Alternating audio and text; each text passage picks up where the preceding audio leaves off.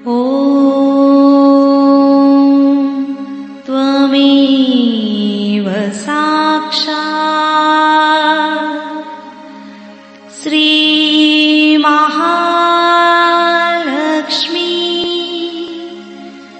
महासरस्वती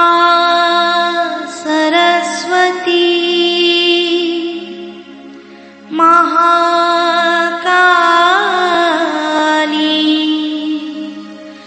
त्रिगुणात्मिका कुंडलिनी साक्षात् श्री आदिशक्ति माताजी श्री निर्मला देवी नमो नमः। ॐ त्वमेव साक्षात् श्री कल्की साक्षात् श्री आदिशक्ति माताजी श्री निर्मला देवी नमो नमः। ॐ त्वमेव साक्षात् श्री कल्की साक्षात् श्री सहस्रार स्वामिनी मोक्ष प्रदायिनी माताजी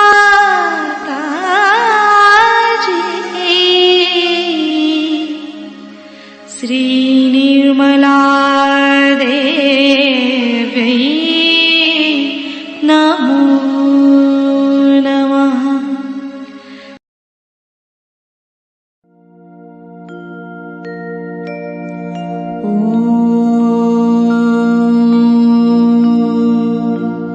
तमेव साक्षात् श्री गणेश साक्षात् श्री आदिशक्ति माताजी श्री निर्मला देवी नमो नमः।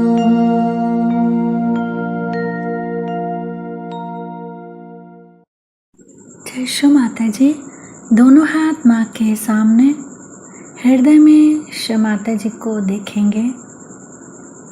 परम पूजनीय श्री माता जी, कृपा करके हम सभी के हृदय में अपना स्थान ग्रहण कीजिए। बार बार श्री माता जी को हृदय में आवाहन करेंगे। श्री माता जी, कृपा करके हम सभी के हृदय में अपना स्थान ग्रहण कीजिए। श्री माता जी, हम सबको क्षमा कर दीजिए, हम सभी अज्ञानी हैं। संपूर्ण चित्त बीचों बीच हृदय में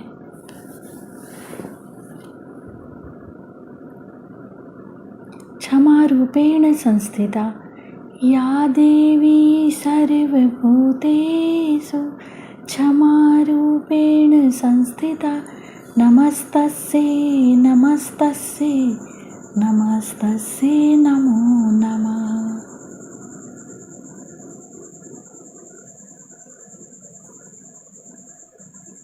धीरे धीरे अपने संपूर्ण चित्त को दोनों हाथों पे अपने चित्त में श्री माता जी को हमेशा रखेंगे। धीरे धीरे अपने संपूर्ण चित्त को लेफ्ट विशुद्धि पे, बाएं विशुद्धि पे संपूर्ण चित्त। श्री माता जी, आपकी परम कृपा में मैं केवल एक शुद्ध आत्मा हूँ। श्री माता जी, आपकी परम कृपा में मैं केवल एक शुद्ध आत्मा हूँ, इसीलिए मैं दोषी नहीं हूँ। श्री माता जी, मैं बिल्कुल भी दोषी नहीं हूँ। श्री माता जी, मैं बिल्कुल भी दोषी नहीं हूँ। श्री माता जी, मैं बिल्कुल भी दोषी नहीं हूँ। संपूर्ण चित्त बाएं विशुद्धि पे ही श्री विष्णु माया मंत्र ओम त्वमेव साक्षात् श्री विष्णु माया साक्षात् श्री आदि शक्ति माता जी श्री निर्मला देव्यै नमो नमः।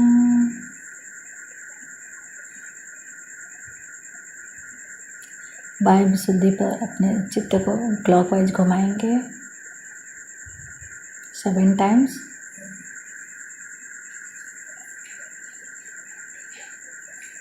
श्री माता जी, आप ही ने तो हमें आत्मा बनाया है, हमें सभी प्रकार के दोष भावनाओं से मुक्त कीजिए। श्री माता जी, कृपा करके हमें सभी प्रकार के दोष भावनाओं से मुक्त कीजिए।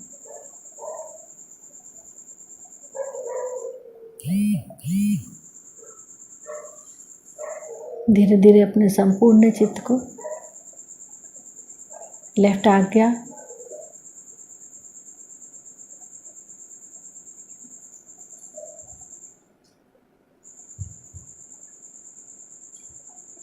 फिर सहस्त्रार। सहस्त्रार पे माँ के श्रीचरण कमलों को देखेंगे। माँ के श्रीचरण कमलों की परिक्रमा सहस्त्रार पे करेंगे 7 टाइम्स।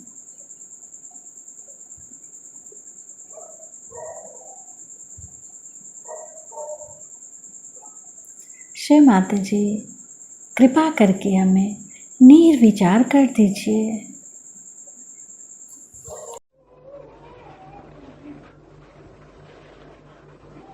इस नव वर्ष के शुभ अवसर पर दिल्ली में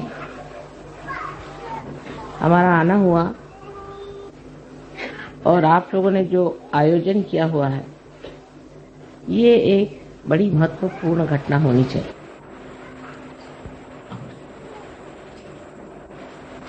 नव वर्ष जब शुरू होते हैं तो उस वक्त कोई न कोई नवीन बात, नवीन धारणा, नवीन सूझबूझ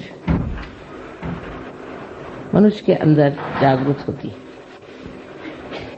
वो स्वयं स्फूर्त होती है। जिसने भी नवीन वर्ष की कल्पना बनाई है, वो कोई बड़े भारी दृष्टा रहे होंगे जो ये सोच करके कि ऐसे अवसर पर प्रतीक रूप मनुष्य के अंदर एक नई उमंग, एक नया विचार, एक नया आंदोलन जागृत हो जाए। ऐसे अनेक नवीन वर्ष आए और गए, नई उमंगें आई, नई धारणाएं आई और खत्म हो गई। मनुष्य की आज तक की जो कुछ धारणाएं रही हैं,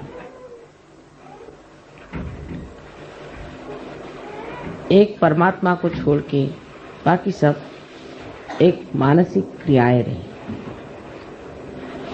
या बौद्धिक प्रक्रियाएं रही। मनुष्य अपने बुद्धि से जो भी ठीक समझता था, उसका आंदोलन एक नवीन कल्पना समझ करके चला था। वो आंदोलन कुछ दूर तक जाके फिर न जाने क्यों हठात उसी विशेष व्यक्ति को और उसी समाज को या उस समय में रहने वाले लोगों पर आघात करता। इसका कारण क्या था ये लोग नहीं समझ पाते, लेकिन आज हमें इसका साक्षात बहुत ज्यादा अधिक स्पष्ट रूप से हो रहा है। जैसे कि धर्म की व्यवस्था हुई।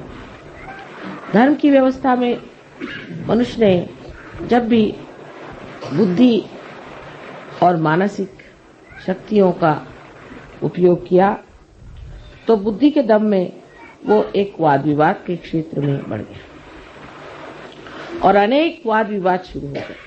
अगर सत्य एक है तो पंथ इतने क्यों हुए, इतने धर्म क्यों हुए, उन धर्मों में भी इतने और भी जाति भेद क्यों हो गए। ऐसे भेद करते करते न जाने दुनिया में कितने ही गुट जम गए हैं जिसका समझ में नहीं आता है। किसी से पूछते हैं कि आप साहब कौन धर्म के हैं, तो आपको ऐसे धर्म का नाम बताएंगे कि जो आपने कभी सुना भी नहीं। ऐसे धर्म धीरे धीरे मेरे ख्याल से हर एक नवीन वर्ष में ही उत्पन्न होते गए, क्योंकि मनुष्य की बुद्धि हर एक नवीन वर्ष में कोई न कोई नया उमंग लेकर पैदा हो।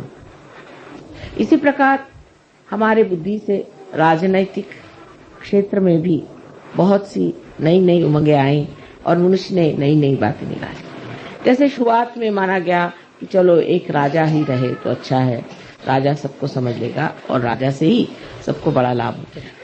तो देखा कि जिसको राजा बनाया वही दुष्ट निकला, उसी ने सताना शुरू कर दिया।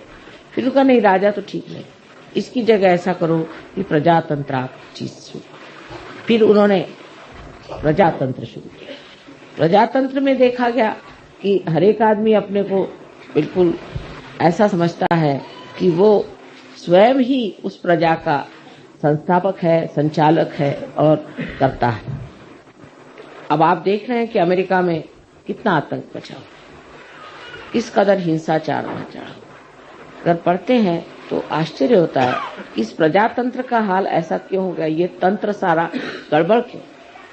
वही हाल बाद में आप कम्युनिज्म जो आया वो उसकी एक समझ लीजिए कि दूसरी एक नवीन उमंग लेकर के संसार में आया कि अब हम एक नया ऐसा संसार बसाएंगे कि जिसमें सब मनुष्य में समानता आ जाए, उनमें कोई भी तरह का फर्क न रहे, खाने पीने में हर चीज में एक जैसा हो जाए और उसके अलावा उसको कोई स्वतंत्रता नहीं। अगर वो स्वतंत्र हो गया तो स्व के तंत्र में वो गड़बड़ हो जाता है, इसलिए उसकी स्वतंत्रता हटा दी जाए। क्योंकि मनुष्य को जब एकदम मूर्ख समझा जाए तभी ऐसा हो सकता है। फिर मनुष्य मूर्ख नहीं है, वो तो हर जगह उसको आप जितना दबाएगा उतना वो खोपड़ी पे चढ़ेगा। तो ये भी चीज कुछ बन नहीं पड़ी, वो भी नहीं बनी, ये भी नहीं बनी। इस तरह से जहां देखते हैं वहीं आतंक है। धर्म के मामले में तो आप देख रहे हैं कि किसी के धर्म की हालत देख करके लगता ही नहीं कि परमात्मा भी कोई चीज हो सकती जो एकमय हो, वो केवल हो। इसके लिए सब लोग आपस में सर काट रहे हैं, सबको मार डाल रहे हैं। तो ये कारण क्या है? जब चीज आपकी एक बहुत ही ज्यादा सुष्ट रूप से नवीनतम संसार में आई है, तो इस नवीनतम चीज में और इस नाविन्यपूर्ण चीज को इस कदर गंदी, मैली, कुचैली करके क्यों संसार में आंखों में नजर आ रही है, उसका ऐसा हाल क्यों हो रहा है? क्या वजह है कि जो चीज इतनी उदात्त, महान, और उसके शुरू करने वाले भी बड़े महान और उदात्त रहे हैं, वो सब के सब जा करके आज कहाँ पहुंच गए। जैसे अमेरिका में मैं सोचती हूँ कि बहुत बड़े इंसान हो गए, उनको हम कहते हैं अब्राहम लिंकन, बहुत बड़े आदमी थे, रियलाइज सोल थे। उन्होंने सीधी चीज, इतनी बढ़िया चीज संसार में ला दी, इतना बड़ा काम कर दिया। लेकिन अब जो है वहाँ देखते हैं तो सोचते हैं जो उन्होंने किया था पता नहीं उसको किस तरह से इन लोगों ने एकदम विद्रूप और कुरूप करके रखे। एक ये बात हो गई। दूसरे अगर आप देखिए तो कम्युनिज्म भी जिस लेनिन और मार्क्स ने बनाया था वो भी रियलाइज फोर्स थे। उन्होंने भी जो सोचा था वो भी हितकारी चीज थी, वो हित के जगह अब सबका हित थी। और क्या धर्म के भी जो संस्थापक हुए सब भी बड़े उदात्त और बहुत महान लोग थे, और उनको भी कोई कह नहीं सकता, उनकी तरफ कोई निर्देश करके नहीं कह सकता कि इन्होंने कोई गलत काम किया हो या इन्होंने कोई गलत धारणा से चीज को, ऐसी बात नहीं। लेकिन आखिर आगे जाकर के वो चीज ऐसी क्यों? हीरा जो था वो जा करके कीचड़ में कैसे मिल गई? हीरा तो जहाँ है हीरा ही रहना चाहिए, लेकिन ये तो हीरा जो आया सो कूच करके, जैसे उसका बिल्कुल ही तोड़ करके, उसको मरोड़ करके और उसको कीचड़ ही बना। और सभी दूत ये चीजें देख कर बड़ा आश्चर्य होने लगता है कि इस तरह की जितनी भी उदात्त चीजें आई। अब साइंस आया संसार में, लोगों ने कहा अब साइंस आया, अब तो हम लोग के सारे प्रश्न हल हो गए, और उस सब प्रश्न हल होने के बाद में और अब हमें कोई चीज की चिंता नहीं करनी चाहिए और सब चीज ठीक हो जाएगी। तो बात नहीं, हमने एक राक्षस बना के रख दिया है, एटम बॉम्ब, हाइड्रोजन बॉम्ब, ये वो अपने खोपड़ी पे खड़े कर दिए। इधर उससे ही बनी हुई ये प्लास्टिक और ये नायलॉन और ये सब इसके पहाड़ के पहाड़ खड़े कर दिए। ये सब चीजें जो सुविधा के लिए बनाई थी, इतनी असुविधाजनक हो गई, इनसे दुनिया भर की बीमारियां आ गई, आफतें आ गई। आखिर क्या बची? क्यों इस तरह से हो गया? ये सब जो चीजें, ये सब हित प्रणीत, हित को लेकर के हितकारी बनाई गई थी। उसी से मनुष्य की नवीन उमंगे आई, उसी से उसने सोचा कि मानव के उद्धार के लिए चीज बनाई जाए, वही उसके उद्धार की जगह उसको पूर्णतया नष्ट करने की। इसका कारण क्या? कारण यह है कि जैसे श्री कृष्ण ने कहा हुआ है कि मनुष्य की जो धारणा है या मनुष्य का जो विचार है या जो मानव की जो चेतना है वो नीचे की ओर बढ़े और धीरे धीरे वो धूली में मिले। ये उन्होंने कहा नहीं, ये मैं कह रही, क्योंकि आज वो साक्षात है। श्री कृष्ण ने भी जो धारणाएं रखी वो भी धूली में मिली, राम ने जो रखी वो भी धूली में मिल गई। उसके बाद जिन्होंने भी कोई धारणा रखी जो कि बिल्कुल सत्य स्वरूप थी, सत्य का ही अंग प्रत्यंग थी, वो सब धूली में मिल गई। इसका कारण यह है कि जब ये मनुष्य के दिमाग के घड़े में पड़ती है तो उसमें कोई ऐसी विषारू वस्तु है कि जिससे ये सब चीज विष में हो जाए। ये विषारी वस्तु क्या है जिससे इस तरह का कार्य होता है? वो है इसकी सीमाएं। हर चीज की सीमा होती है, इसी तरह बुद्धि की भी सीमा होती है, और इसीलिए इस सीमा में बंद करके वो चीज घुट करके और नष्ट हो जाती है। जैसे कि अंगूर का सुंदर स्वाद वाला रस भी अगर एक घड़े में बंद कर दिया जाए तो उसमें उसकी शराब बन के उसका नशा चढ़ जाता है। उसी प्रकार मनुष्य के मस्तिष्क में जो कि सीमित लिमिटेड है, उसमें ये अनलिमिटेड चीजें डाल देने से एकदम नष्ट हो जाता है। इसका मतलब ये नहीं कि मनुष्य का मस्तिष्क ही कुछ खराब है। इसका मतलब ये है कि ये जो मस्तिष्क है इसकी सीमाएं तोड़नी होंगी, इसकी सीमाएं बढ़ानी होंगी। मनुष्य की चेतना जो है वो व्यापक करनी चाहिए, इतनी व्यापक होनी चाहिए कि उसके अंदर सत्य समा और वो खुली होनी चाहिए। इसका लक्ष्य क्या है? उधर ध्यान हमारा हटते जाता है। जब चीज सीमित होती जाती है तो इसका लक्ष्य क्या है? उधर हमारा ध्यान नहीं जाता। हर चीज का लक्ष्य था कि मनुष्य का हित हो, और हित क्या चीज है? इसमें श्री कृष्ण ने बताया कि हित वो है जो आत्मा का कल्याण करे। अब आत्मा स्वयं ही कल्याणमय है, लेकिन कल्याण करे माने आत्मा से हम लोगों का कल्याण हो। लेकिन जब आत्मा ही खोया हुआ है तो हमारा कल्याण कैसे हो सकता? आज का जो नवीन वर्ष है ये विशेष बात है, क्योंकि आज की जो बात हम कर रहे हैं, आज का जो हम सहयोग का कार्य कर रहे हैं, ये हम अपने मस्तिष्क को विस्तीर्ण करें, महान करें, जिसको कि श्री कृष्ण ने कहा है कि विराट का स्थान जो है वो इस मस्तिष्क में है। इसके अंदर उसके जड़ें, उन जड़ों को हम जागरूक कर रहे हैं। वो जड़ें जागरूक होने से ही सत्य को पूरी तरह से अंदर पोषित कर सकते हैं, एब्सॉर्ब कर सकते हैं। मनुष्य की जो सीमित प्रकृति है वो खुल जा सकती। लेक्चर देना तो बहुत आसान है कि आप मनुष्य के हित के लिए ये करो, हित के लिए वो करो, लेकिन होता नहीं। अंत में मनुष्य अपना हित नहीं करता, उल्टे अपना भी अहित कर सकता है और सारे समाज का भी अहित कर सकता है। इस मस्तिष्क को बढ़ाने के लिए सिर्फ एक ही तरीका है, वो है कि हमारे अंदर, हमारे हृदय में बसे हुए श्री आत्मा राम को जागरूक करना और उनके प्रकाश से हमारे बुद्धि को जागरूक करना, हमारे मस्तिष्क को जागरूक करना। तो कैसे होता है कि हमारे हृदय के अंदर जो आत्मा है वो साक्षी स्वरूप बैठा हुआ सब चीज देख रहा है। जिस वक्त कुंडलिनी, जिसे आप गौरी माता कहते हैं, जब जागृत हो जाती है तो मस्तिष्क में भेद करके यहाँ पर ब्रह्मरंध्र को छेदने के बाद यहाँ पर जो परमात्मा का वास है उसे आलोकित कर, परमात्मा का ही प्रतिबिंब हमारे हृदय में आत्मा स्वरूप। जैसे ही हमारा आत्मा जागृत हो जाता है तो इस आत्मा के चारों तरफ ये 7 चक्र के आलोक, 7 चक्र के मंडल वो भी जागृत हो जाते हैं। और ये 7 चक्रों की जो पीठ है वो हमारे मस्तिष्क में है, क्योंकि वो भी जागृत हो जाते हैं, इसीलिए ये 7 मंडल भी हमारे हृदय में जागृत हो जाते हैं। ये मंडल जागृत हो जाने से ही हमारी जो नसें हैं या हमारी जो ब्रेन है वो एक तरह से अति सूक्ष्म तरीके से खुल जाता है और उसके अंदर शोषण करने की शक्ति बढ़ती है। सत्य को शोषण करने की शक्ति बढ़ने से ही मनुष्य सत्य पे खड़ा हो सकता है। आज तक मनुष्य सत्य पे खड़ा नहीं हो पाया। सत्य को सुनता है, जानता है, देखता है, पर उस पर खड़ा नहीं हो सकता। सत्य को आत्मसात करने के लिए आत्मा की जागृति होनी चाहिए और वो आज सहयोग में हो गई, सहज में ही हो गई कहना चाहिए। तो इतने लोग आत्मा को प्राप्त, आत्मा को प्राप्त होने से वो शक्ति आपके अंदर जागृत होती है जिससे आप सत्य को आत्मसात कर सकते हैं। जो आज डेमोक्रेसी का सत्य है वो सत्य आपके अंदर जागृत हो गया। माने ये कि दूसरा कौन है, दूसरा कौन है, सब तो हम ही हैं, हमारे ही अंदर सब कुछ है। जब आपको सामूहिक चेतना आ गई तो उसमें कम्युनिज्म का भी सत्य है।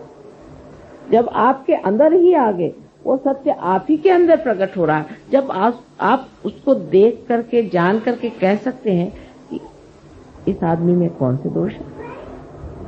और जब आप अपने को जानने लग गए, जब आप अपने को देखने लग गए, आप जब अपनी ही स्वतंत्रता को प्राप्त हो गए तो आप में डेमोक्रेसी का भी जो सत्य है वो भी जागृत हो गया। तो स्वतंत्रता भी आ गई और एक तरह से पर का तंत्र भी आपके हाथ में आ गया। दूसरों का जो तंत्र है वो भी आपके हाथ में आ गया और आपकी स्वतंत्रता भी आप जान सकते कि अपना भी स्व का तंत्र आपने जाना।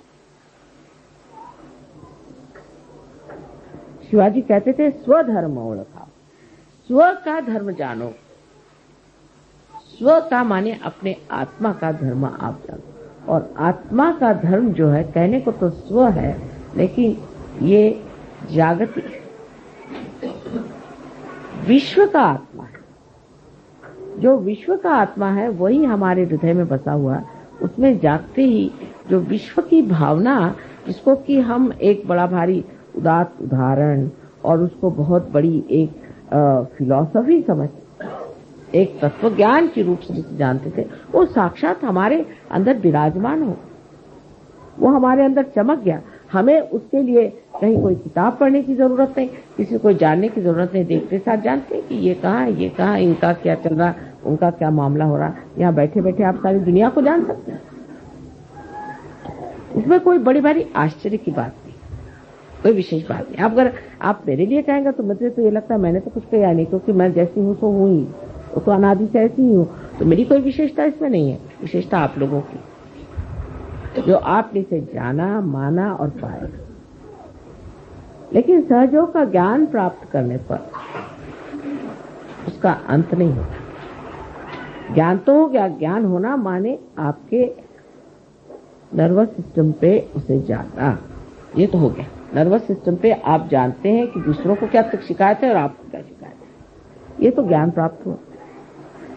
जो लोग उल्टी तरीके से चलते हैं वो सोचते हैं ज्ञान करना माने ये कि हमें बुद्धि से जानना, बुद्धि से हमें जानना है।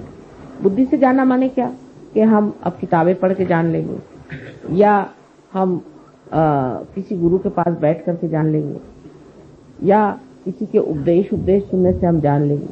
तो नहीं जान। ज्ञान का मतलब है कि आपके नर्वस सिस्टम में से जाना।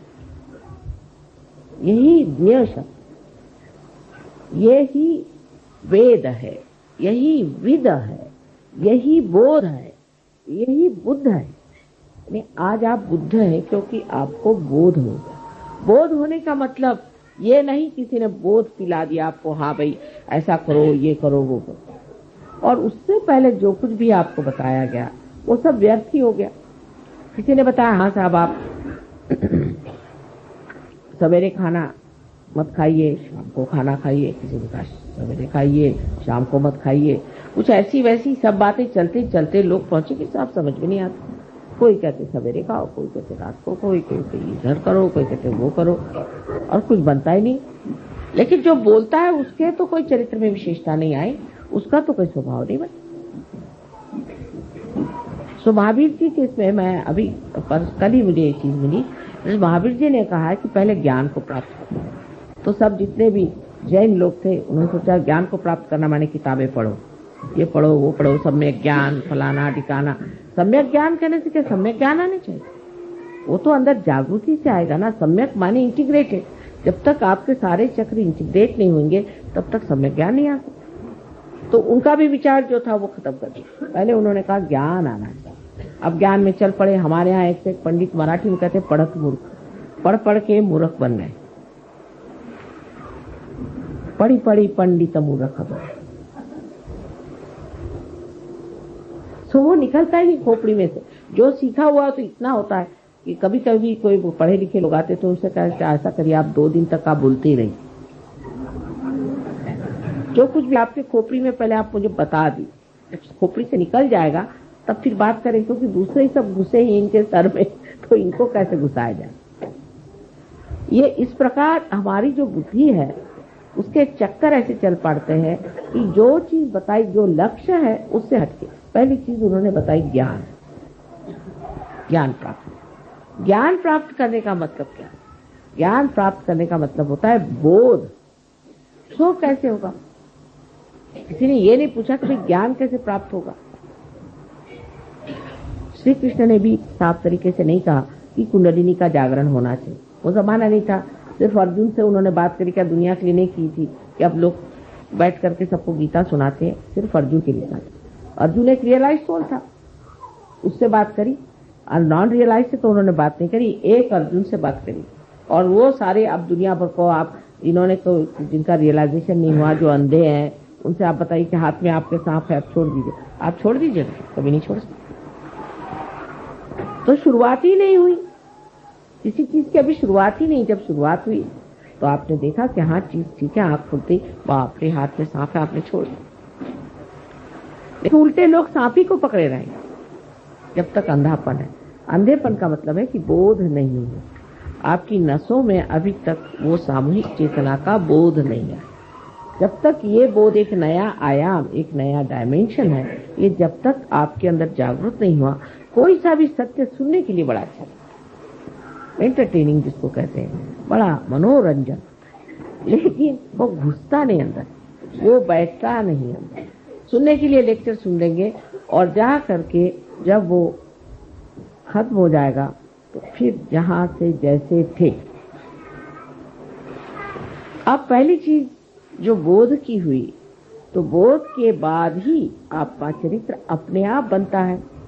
उसमें भी उन्होंने गड़बड़ कर दी। चरित्र बनाओ, चरित्र बनाओ। चरित्र बनाने में उनका भी चरित्र बनाओ। किसी ने कहा अच्छा पगड़ी बांधो, किसी ने कहा काशाय वस्त्र पहनो, किसी ने कहा कि बोधी रखो, किसी ने ईसाइयों ने कहा कि वो इस तरह के हैट पहन के घूमो, पता नहीं क्या क्या।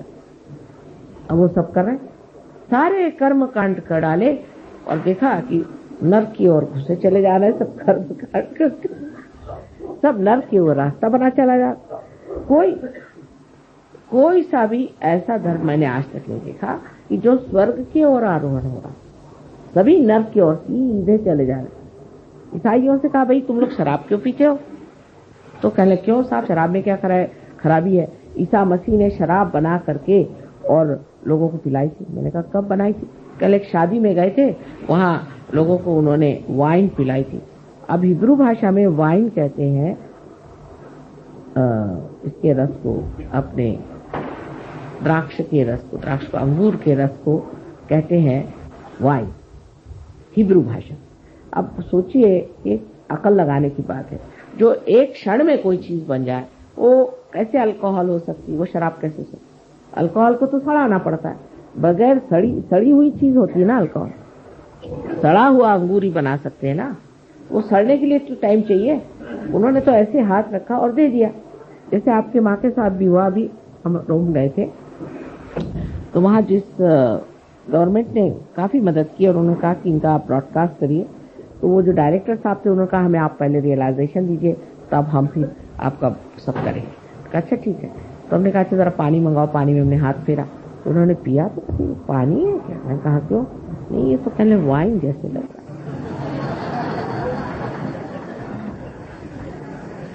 बार बार पूछे ये पानी तो नहीं, तुम वाइन तो नहीं दे रहे? मैंने पानी दिया। अच्छा फिर पिए, फिर वो कहे बार बार, फिर उन्होंने अनाउंस भी किया। उसके बाद उनके टीवी में भी उन्होंने कहा साहब उन्होंने मुझे पानी में हाथ डाल के दिया तो वो वाइन के जैसा टेस्ट था। पर वो कहने लगे कि वाइन माने शराब के जैसे नहीं, अंगूर के रस। तो बना लिया। अब वो जब प्राइस के बारे में बात करेंगे तो ऐसा लगता है कि वो कोई शराब खाने के इंचार्ज थे कि क्या।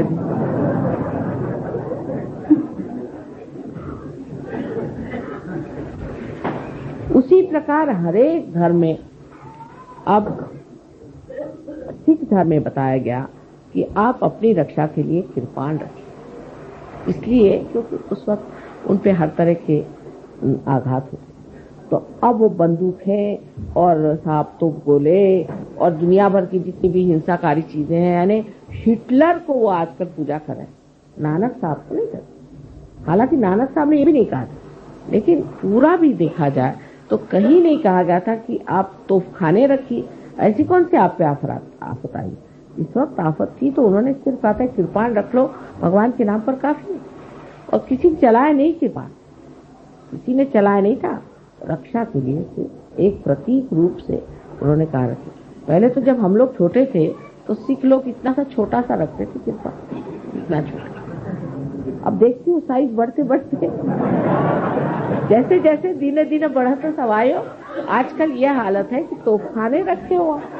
ये इतनी हमारी तो अभी इतनी उम्र हुई है, इस उम्र में हम ही देख देख के हैरान है कि ये इसका साइज इससे बढ़ते बढ़ते इतना बड़ा क्यों होगा। अब उन्होंने कहा था कंघा रखो, तो कंघी तो छोटी होती होती होती इतनी हो गई, अभी तो दिखाई भी नहीं दी। और ये तोपखाने जो है इतने लंबे लंबे हो। तो ये बुद्धि के चक्कर जो है हमेशा गलत चीज पे क्यों जाते? क्योंकि मनुष्य की चेतना हमेशा नीचे की ओर जाती। लेकिन सहयोग के बाद आपको चरित्र अपना बनाना ही पड़े। अब कोई कहेगा कि नहीं साहब हमको नहीं बना सकते, चल नहीं सकता, अपने आप बनते जाए। यो आपकी कुंडली नहीं आपको बनाते ही जाए, धीरे धीरे धीरे धीरे आपको वैसे बनना ही पड़ेगा।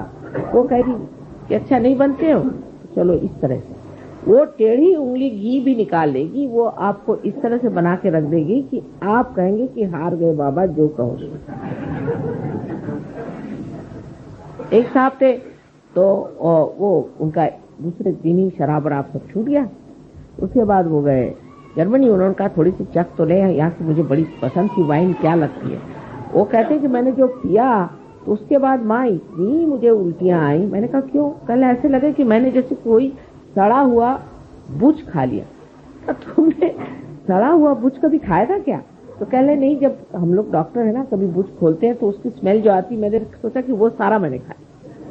और उल्टी पे उल्टी, उल्टी पे उल्टी, कहने मेरे खून निकल आया, इतनी उल्टियां हुई। मैंने कहा कान पकड़े, आज से कभी नहीं छूंगा ये शराब। मैं तो कुछ नहीं कहती ना, मैंने उल्टी करवाई, लेकिन आप ही स्वयं साक्षात सत्य पे खड़े हैं, उसे मैं क्या करूं?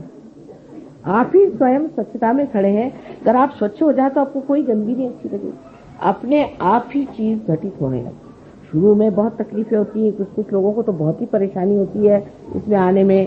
किसी में ईगो आ जाता है तो वो अजीब सा कूदने लग जाता है। मैं देखती रह जाती हूँ कि अभी तो अच्छे बैठे हुए थे, अभी बंदर के जैसे कूदने लग गए। फिर किसी में देखती हूँ कि एक तरह की बड़ी घृष्टता आ जाती है, किसी में बड़ा गुस्सा आ जाता है, किसी में कुछ होता है। पर धीरे धीरे धीरे धीरे वो मुलायम होते जाते हैं और चीज सब बनती है। वो कैसे बनती है, क्या बनती है, वो मैं आपको नहीं बताऊं, लेकिन वो बनती है, क्योंकि बताने पर आप लोग घबरा जाए। उसके तौर तरीके जो है बहुत नाजुक है, लेकिन है बड़े कठिन। जैसे कि हम लोग कभी नहीं सोचते हैं कि किस तरह से फूल खिलते हैं, फिर किस तरह से उसके साथ कांटे आ जाते हैं, किस तरह से पेड़ बनते हैं, कैसे सुंदर सुंदर पत्तियों के आकार विकार बनते जाते हैं, ये हम कभी नहीं सोचते। जब होता है तो देखते हैं हाँ कितना निसर्ग सुंदर है, इतने निसर्ग रम्य स्थान में हम आ गए, सब ये सोचते रहते, लेकिन ये नहीं सोचते कि ये कैसे बनी होगी, कौन सी शक्ति ने बनाया होगा, किस सुंदरता से बनाएगा, और उसके पीछे कितनी स्फोटक, कितनी भयंकर शक्ति भी हो सकती है। उसमें कुछ ऐसी भी चीज हो सकती है जो इस चीज को बनने को रोके तो उसको घात करने वाली होनी चाहिए। ऐसी कोई न कोई शक्ति और भी उसके साथ जुटी हुई है जो हर समय उसकी सुरक्षा के लिए और रक्षण के लिए खड़ी। अनेक स्थल पे आपको इस तरह से अनुभव आते रहेंगे आपके चरित्र में। एक साहब थे, उन्होंने सहयोग के बाद सब छोड़ दिया, लेकिन सिगरेट जरा छूटी नहीं। तो एक दिन वो मोटर में जा रहे थे और लोगों के साथ, और सिगरेट पी रहे थे। सिगरेट पीते पीते उनके मोटर में एक्सीडेंट हुआ। किसी को कुछ नहीं हुआ, उनकी सिर्फ ये उंगली विशुद्धि की थोड़ी सी काट दी। तब वो समझ गए बात क्या। इस प्रकार धीरे धीरे चीजों से, शिक्षाओं से आप सीखते जाते हैं कि हमारा चरित्र जो है जरा इधर उधर जा रहा है, मोटर जो है वो जरा सी सीधे रास्ते पर नहीं, जरा कुछ इधर उधर चल रही है। फिर आप ठीक कर रहे, फिर आप ठीक कर रहे, करते करते ऐसी दिशा में आ जाते हैं कि आप दोनों ही चीज, एक्सेलरेटर और उसका ब्रेक, उसके माहिर हो, मास्टर। वो मास्टरी जब आ गई तब समझ लेना चाहिए कि आप ड्राइवर हो। अभी सिर्फ ड्राइवर हो, अभी मास्टर होने के लिए आपको निर्विकल्प में उतरना है। जब आप निर्विकल्प में उतर जाते हैं तब आप गुरु महाराज हैं, मैं आप सबको नमस्कार करती हूँ। तब आप लोग गुरु हो, अपने ही गुरुत्व करके, अपने ही को सिखाकर, अपने ही को समझाकर। आप गुरु ऐसे वैसे नहीं हुए, दूसरों को सिखाना बहुत आसान है, लेकिन जिस तरह से हमारे कॉलेजेस में पहले टीचर्स के पास हम पढ़ते हैं, फिर जाके प्रोफेसर से पढ़ते हैं, मेहनत करते हैं, फिर हम गुरु होते हैं। इसी प्रकार सहयोग में भी पहले अपने ही ऊपर उसका सब अनुभव करके, उसका पूरा प्रयोग, एक्सपेरिमेंट करके फिर हम गुरु होते हैं। और जब हम गुरुत्व को आ जाते हैं तब फिर हम जानते हैं सबका कि हाँ हम भी ऐसे ही थे, तुमको हम जानते हैं, हाँ ऐसे ही हमारा था, यही मामला था, हम सब जानते हैं। तब फिर बहुत आसान हो जाता, तब आप गुरु हो जाते हैं। और इसको कहना चाहिए कि सहज का जो चरित्र बनना और सहज में ज्ञान को प्राप्त होकर के, ये चीज जब तक नहीं आती है तब तक मनुष्य में उसकी विशेषता नहीं। लेकिन अब आप देखेंगे कि जिस वक्त आप गुरु हो जाते हैं तब आपको पता होता है कि अभी हम में कमियां हैं, तब आपको कोई न कोई तपश्चर्या करनी। वो तपश्चर्या का मतलब ये नहीं कि आप कुछ उसमें भूखे मरिए, ये तो माँ कभी नहीं चाहेगी, क्योंकि माँ को दुख देना तो आप भूखे रहिए। भूखे रहने की कोई जरूरत नहीं, भूखा रहना बिल्कुल जरूरी नहीं है। हाँ अगर आपको नहीं खाना तो नहीं खाइए, वो दूसरी बात है, पर परमात्मा के नाम पर आपको कौन सा तप करना है, कौन से तप से आप चलें। परमात्मा के नाम पर एक ही तप करना चाहिए, माने ये कि अपनी स्थिति निर्विचार में बनानी चाहिए। ध्यान धारणा से अपनी सफाई करके अपनी स्थिति आपको निर्विचार में बनानी। निर्विचार में जब आप आ जाते हैं तभी आपका जो ये पौधा है बढ़ता है। इसलिए बहुत से लोग कहते हैं माँ मुझसे ध्यान नहीं होता, तो भैया आधे ही रह जाओगे। ध्यान रोज करना होगा। जब तक ये तपश्चर्या नहीं की जाएगी तब तक आप पूरी तरह से प्रकाश में नहीं, तब तक आप दर्शन जो उन्होंने कहा हुआ है उस दर्शन को प्राप्त नहीं करें। तब तक आप हमें भी नहीं समझते, तब तक आप बिल्कुल नहीं हमें समझते, क्योंकि जब तक आप में त्रुटियां रहेंगी तब तक आप उन त्रुटियों के झरोखे से देखिएगा। जैसे कि कोई नीले रंग का आप अपने आंख पर पर्दा बांधे तो हम आपको नीले दिखाई देंगे, पीले रंग का बांधे तो पीले दिखाई देंगे। इसी प्रकार कोई भी विकृति आपके अंदर होगी तो उसी तरह हम आपको नजर आएंगे, हम आपको जो असलियत में नजर आएंगे ही नहीं। वो एक हमारा तरीका। तो इसलिए ये चार चीजों को आपको इस नवीन वर्ष में सोच लें कि अब हमारे पास ज्ञान प्राप्त हो गया है, हमें अब अपना चरित्र बनाना है, और चरित्र बनाने के लिए जो हमें तप और ध्यान करना है वो हमें करना है किसी भी हालत। लोग कहेंगे साहब हमारे पास समय नहीं, लेकिन ये बात नहीं। इंग्लैंड जैसे शहर में जहाँ कितनी ठंड रहती, लोग 4 बजे उठ के नहा करके ध्यान करते, लेकिन हिंदुस्तान में लोग कहते हैं अच्छा अगले साल करें, ये साल।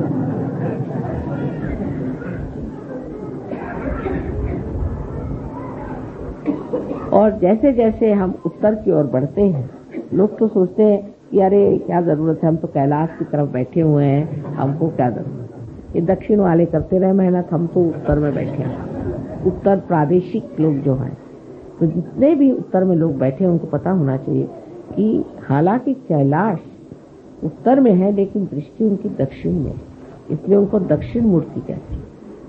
इसलिए चाहिए कि आप लोग भी अपनी ओर उनकी दृष्टि लाएं। उनकी दृष्टि आपके ओर लाने के लिए थोड़ी सी योग्यता होनी चाहिए, और उस योग्यता में शुद्ध इच्छा होनी। यही गौरी स्वरूपा कुंडलिनी आपके अंदर जो शुद्ध इच्छा है उसको आपको जागरूक करना। जो चीज मिसिंग है जो हमारे यहाँ, इसके बारे में हमें सतर्क होना चाहिए। उसे कहते हैं डिसिप्लिन। दुनिया भर के कायदे कानून हमें आते हैं, आधा वर्ष कैसे कहना, और आप आइए हमारे गरीब खाने कैसे कहना, ये सब आता है। लेकिन ये चीज हमें नहीं आती है कि हमें अंदर का जो डिसिप्लिन है वो लाना। अंदर का वो इसलिए नहीं आया है कि गंगा यहाँ बहती है, गंगा जी किनारे रहते हैं तो हमको कौन सी पता है। जिस देश में गंगा बहती है हम उसके बासी हैं, अब हमको कौन सी।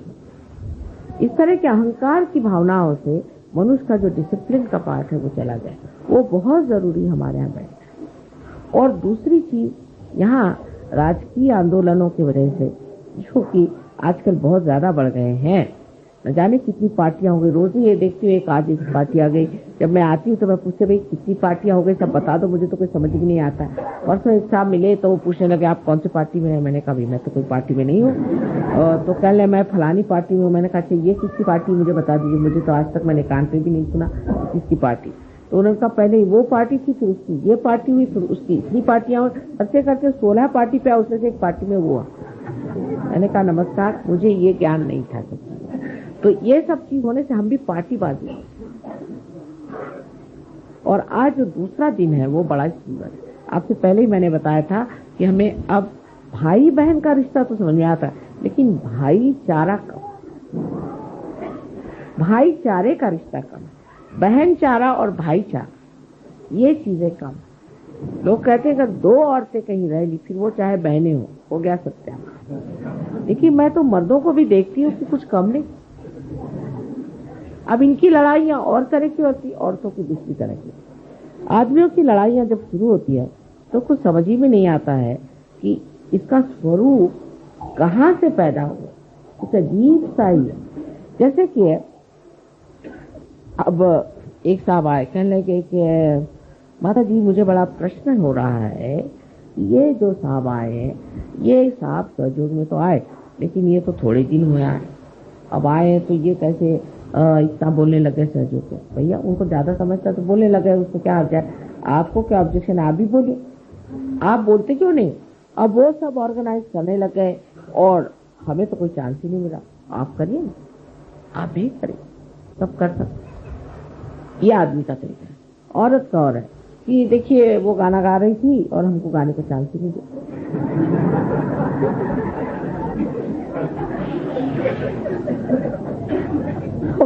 दोनों पशुपेश मेरे लिए ये है कि मैं ये सोचती हूँ कि अरे भाई हम बात कर रहे हैं आसमान की और आप बात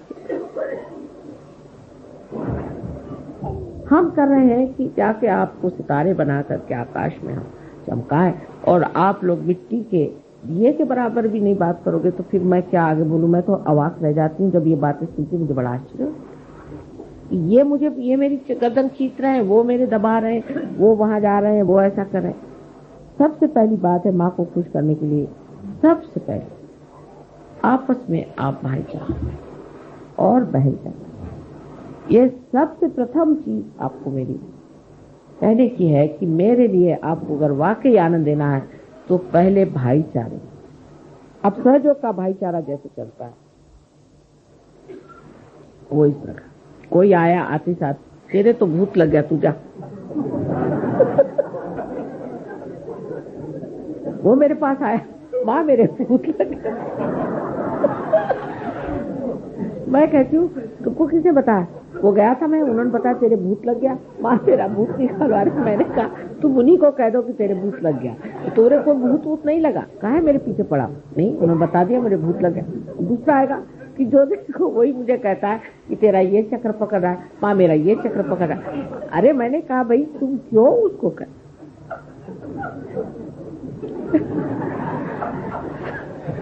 तुम ऐसा करो कि उससे बताओ कि भाई तुम्हारी जागृति कर लो, धीरे धीरे सेंसिटिविटी आ जाएगी तो तुमको खुद ही पता हो जाए।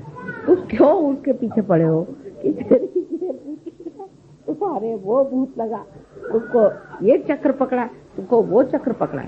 दूसरे यही आप लोग सहयोगी हो कि नजाकत के नमूने।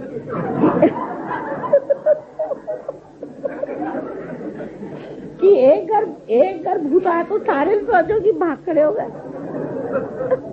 अरे पूछा कहाँ भाग खड़े हो गए? ये भूत आ गया।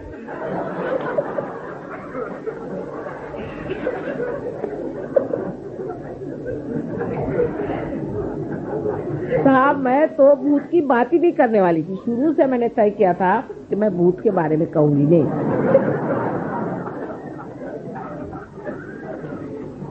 लेकिन जब अमेरिका गई तो एक देवी जी ऐसी थी कि वो जब मेरे पास आई तो उनसे मैंने कहा देखो तुम्हारे गुरु बड़े ऐसे खुश थे और तुमको कुछ न कुछ सिद्धि देंगे, तो उससे बच के रहा। जब लौट के आई तो देखती हूँ कि देवी जी क्या 3-3 हजार 4-4 हजार आदमी आते हैं, क्या चांदी के बड़े बड़े घड़े बने हुए हैं, उससे उन्होंने मेरे पैर धोए, उनके घर ले गए और सब दूर देखती भूत बैठे हुए। तो मैंने कहा भाई ये क्या कर रही हूँ?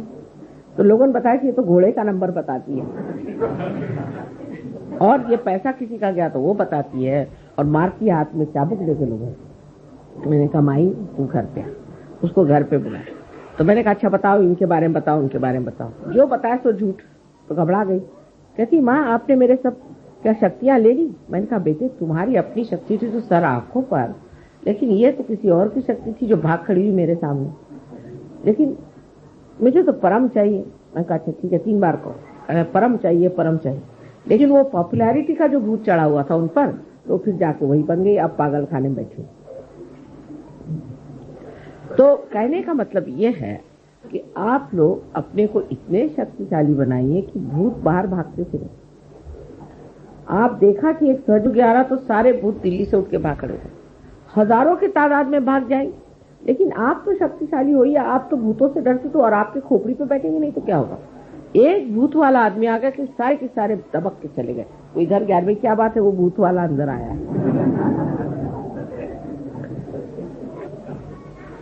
तो ये भाईचारे की बात। अब उसका कारण क्या है? हम अशक्त क्यों है? क्योंकि हमारे अंदर संघ शक्ति। इसीलिए बुद्ध ने कहा है कि संघम शरणम गच्छ। संघ की शक्ति हमारी बनाई थी। हम सब जैसे भी हैं सब मिल करके छूटा। आपने तो कितने किस्से सुने होंगे कि संघ से कितने लोगों ने कार्य करके दिखाए। एक चिड़िया के बारे में आपने सुना होगा कि बहुत सी चिड़िया थी और वो एक जाल में फंस गई। उन्होंने सोचा कि हम लोग अगर सब मिल करके अपने पंख पसारे तो इस जाल से हम विमुक्त हो सकते हैं, इसको उड़ के हम चले जाएंगे। और इस तरह से उड़ के चली गई। और फिर उन्होंने चूहों से कहा कि भाई तुम हमारी अगर मदद करो तो हम इस जाल से छूट जाएंगे। तो सब चूहों ने मिलकर उनको काट दिया, उससे वो छूट। इसी प्रकार हमको भी सोचना चाहिए कि अगर हम अपनी संघ शक्ति को बढ़ा लें तो कोई भूत यहाँ आएगा ही क्यों, वो तो पहले ही भाग जाएगा। एक नहीं हजारों उठ के उनके कारवां यहाँ से उठ जाए। लेकिन हमारी संघ शक्ति कम, इसलिए हम कमजोर हैं। हम ये नहीं सोचते कि सहयोग बढ़ रहा है जो 2 हाथ लगाए, सहयोग बढ़ रहा है वो बढ़ा रहे हैं, चलो उनको काटो। वो फलाना है उनके खिलाफ चिट्ठी दी, माँ का सर इसी में निकल जाता है। अगर आप चिट्ठियां पढ़िए तो हैरान हो जाए। 7-7 सफ़े की चिट्ठियां आती है ये बताने के लिए कि वो जो काम कर रहे वो भूत है। अब मुझे कुछ समझ में आता है कि नहीं कि कौन भूत है और कौन नहीं। लेकिन इस तरह की ये जो हमारी बातें हो गई हैं सहयोग में कि उनके वाइब्रेशन अच्छे नहीं, उनका है। मैं कहती हूँ कि हजारों ऐसे लोग यहाँ आ जाए तो भी आपको डरने की कौन सी बात है। हमारे यहाँ महाराष्ट्र में धुमाल नाम के साहब हैं, तो मुझसे पहले तुम लोग को भूत कहाँ से पकड़ते, तुम भूत को पकड़ो, तुमको भूत कैसे पकड़ते। तो एक बार हमारे यहाँ वहाँ पे राहुरी में एक आदमी आया, उसके पछाड़ा हुआ था, तो वो जब उसमें आया तो बोलने लगा कि ये 3 सहयोगी उस रास्ते से जाते हैं, वहीं हम लोग रहते हैं, तो इनसे कहिए कि वहाँ से न जाए, नहीं तो हम लोग जाके डरेगा। तो ये 3 सहयोगी वहाँ से जाते हैं, उनके ऊपर उन्होंने कहा कि हम लोग उस वहीं पेड़ पे रहते हैं, अगर ये वहाँ से जाएंगे तो हम लोग कहाँ हैं। 3 सहयोगी की ये कमाल है, तो आप इतने सहयोगी हैं, और अगर हैं तो किसकी मजाल है किसी सहयोगी के पास भटक जाए। अपनी जो संग शक्ति है वो बढ़ाइए, अंदर जो भी डर है उसको हटाइए। डर से आप लेफ्ट साइड में चले जाते हैं और आप बुद्ध से बाधित हो जाते हैं। डरना किससे, डरने की कौन सी बात है। बहुत सा हमारा झगड़ा खत्म हो जाए अगर हम किसी से डरे, आपस का झगड़ा खत्म हो जाए अगर हम उस आदमी से न डरे। हमें ये डर लगा रहा था कि हमारी पोजीशन खराब जाएगी। यहाँ कोई पॉलिटिक्स तो है नहीं, यहाँ कोई पोजीशन है नहीं। आज कि कोई प्राइम मिनिस्टर बनने वाला है, कि कोई डिप्टी प्राइम मिनिस्टर बनने वाला है, कि कोई मिनिस्टर बदलने वाला है, कि जो सब हालत अपनी अपनी कुर्सी संभाले बैठे हुए हैं। यहाँ तो सबकी कुर्सी जमाने का काम, जिसको आसन दिया वो आपका आसन जमाने का कार्य होने वाला है। तो भाईचारे से जब जमने वाली है तो क्यों न भाईचारे में। पिछली मर्तबा मैं सबसे मजाक कर रही थी, मैंने कहा कि आप किसको भाई बना रहे हैं बताओ।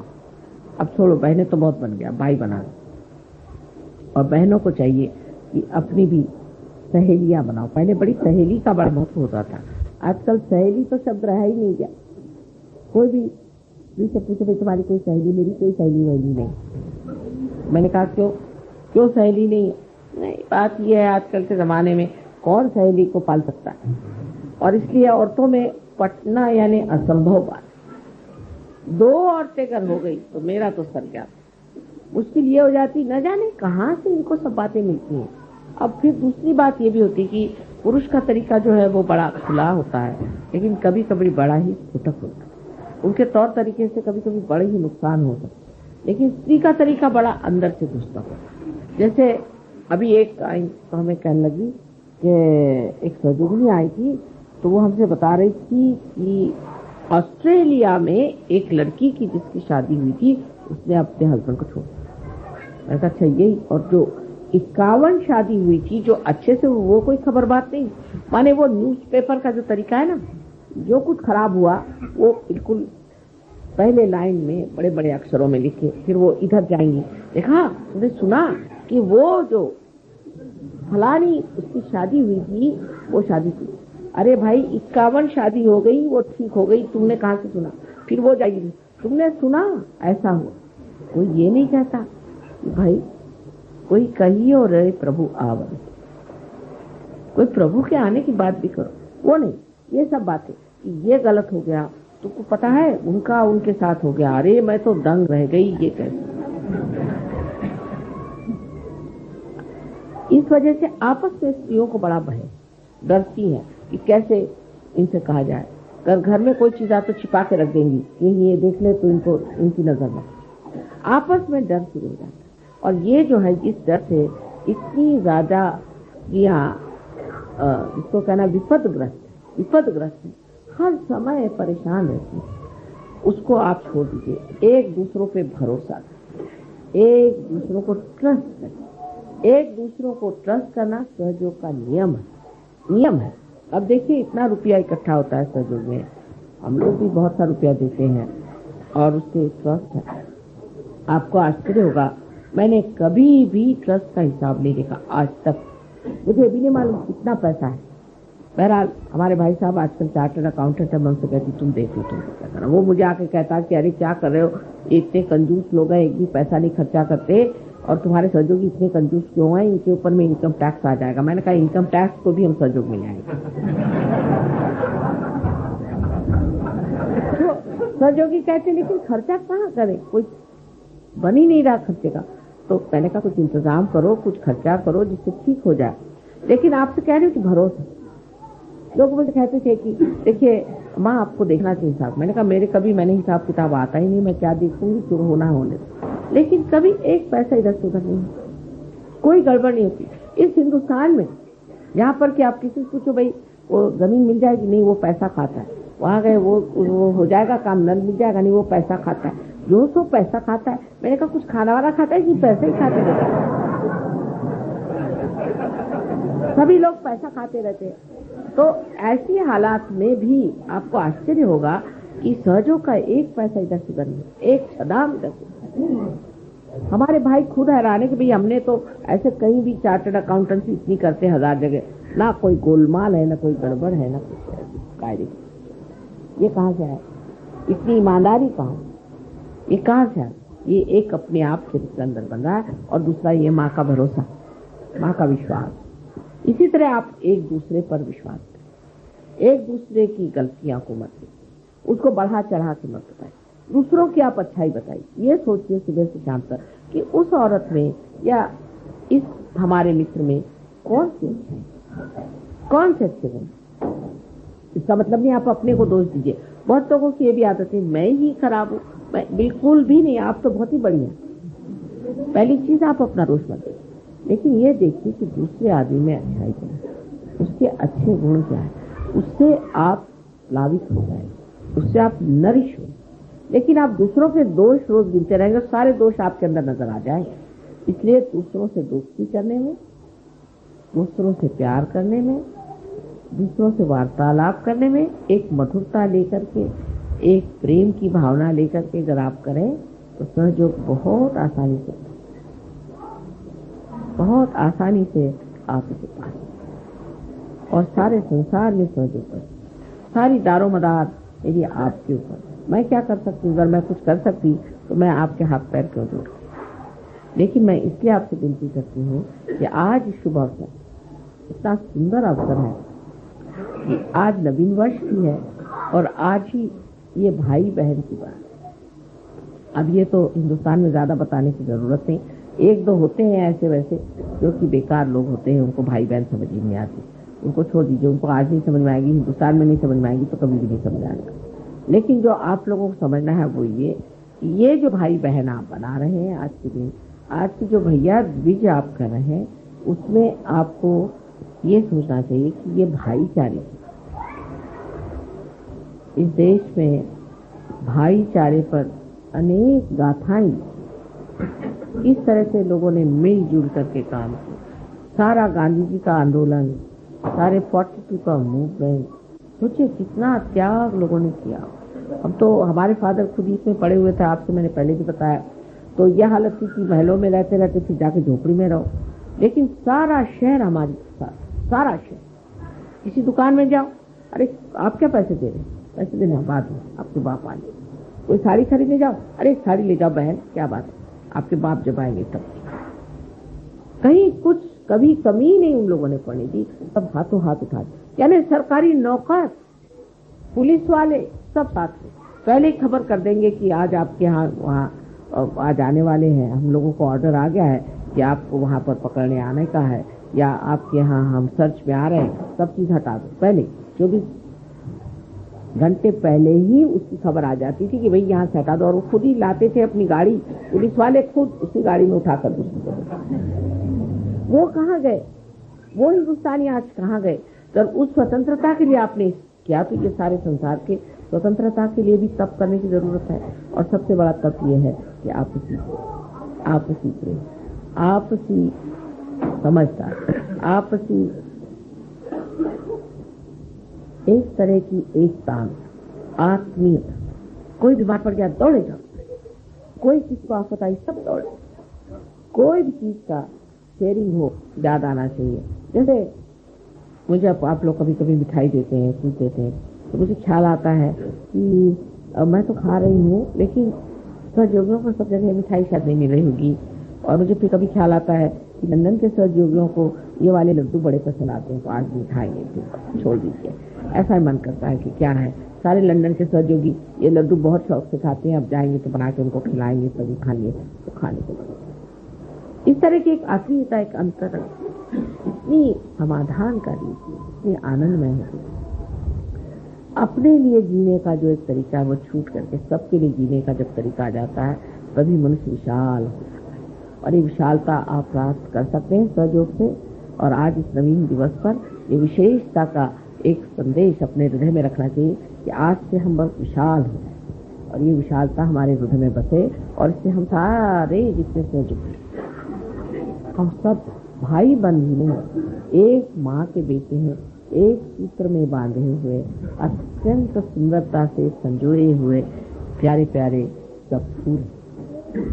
जब हम अपने प्रति ऐसी सुंदर भावना कर लेंगे और दूसरों के प्रति भी, तभी जाकर के एक सुंदर सा हार तैयार हो सकता है। कोई से भी एक भी फूल उसमें खराब हो जाने से गड़बड़ हो जाएगी। इसलिए सब लोगों को इसी धारणा से चलना चाहिए और हमारा अनंत आशीर्वाद है कि आप सब लोग इस विशेष रूप को प्राप्त करें।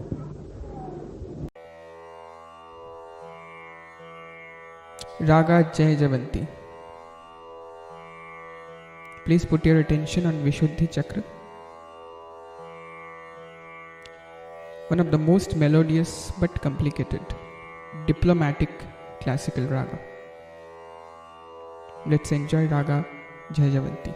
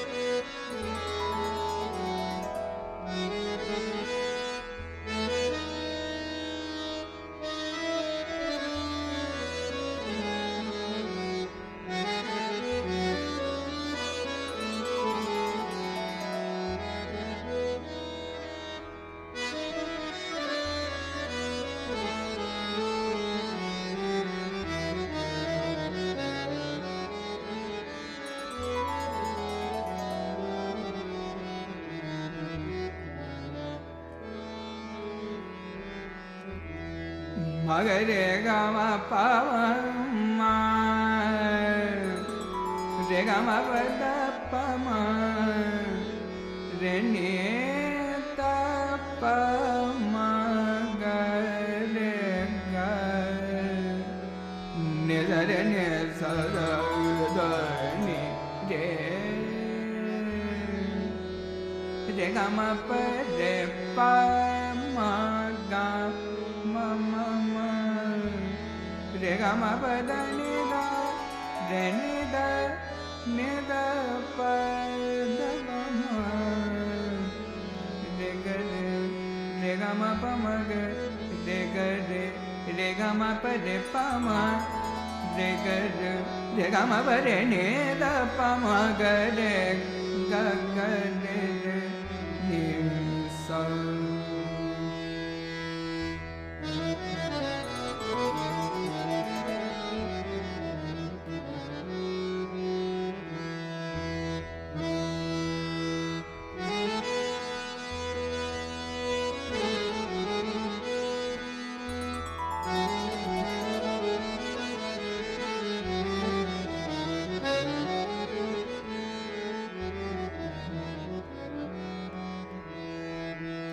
मगरे ग म प द प म ग रे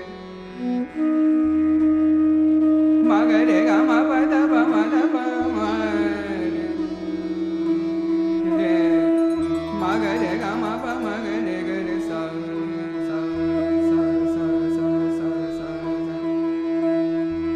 मगरे ग म प नि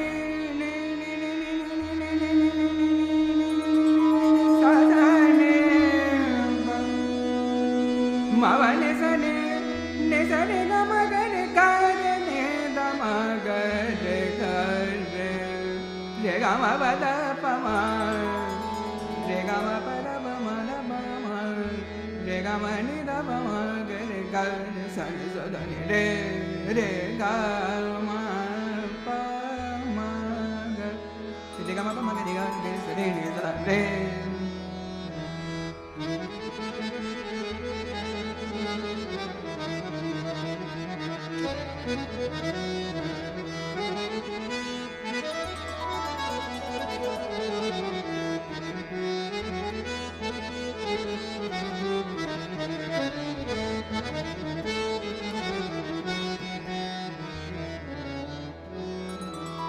मगरे ग म प नि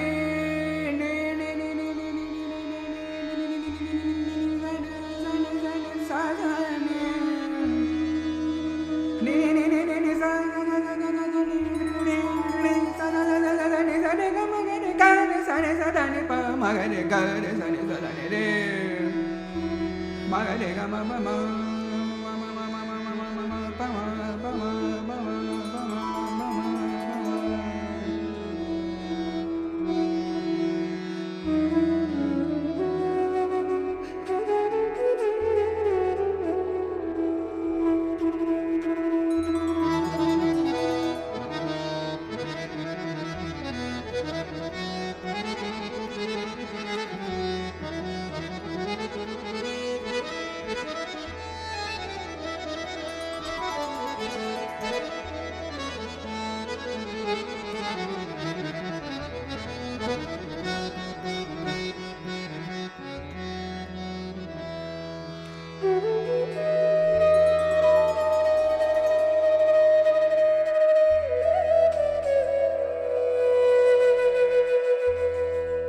pa sa sa ni ni ni sa sa ni pa ma ni pa ta pa ma ga ga re ga ma pa ma re pa ma re ga ma pa ma ga re ga re sa ni re ga ma pa ma ba ni sa da ni re ni sa ni da ba da ma ma ga re ni sa da ma ga re ga ma pa ma ga re sa ni re ga ma pa ma re ga re sa ni re re re sa ni sa sa sa